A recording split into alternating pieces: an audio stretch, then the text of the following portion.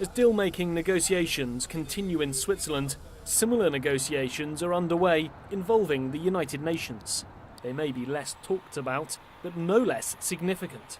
Indeed, any deal that's reached in Lausanne is likely to be reliant on what can be agreed at the UN Security Council.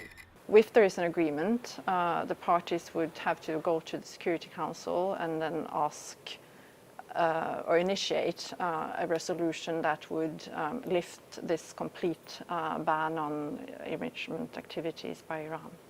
There are 8 separate UN resolutions against Iran, some of them banning uranium enrichment, imposed to curtail any nuclear activity.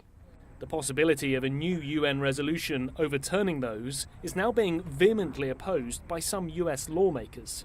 Indeed, many of them seem shocked at the news, accusing the Obama administration of going behind their backs to win international support. But that reaction has surprised sanctions experts.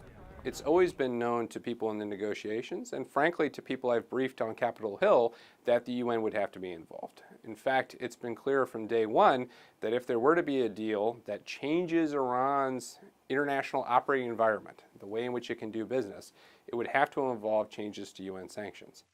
But any sanction changes by the United Nations don't have to be mirrored by individual countries.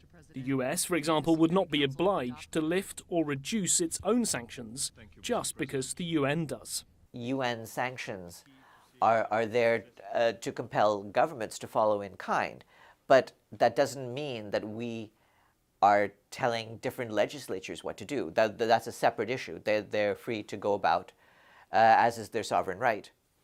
Deal or no deal in Switzerland, change could still come from here in the coming months. And that would drastically alter the way that Tehran deals with the rest of the world, even if the US doesn't want that to happen. Nick Harper, Channel News Asia, New York.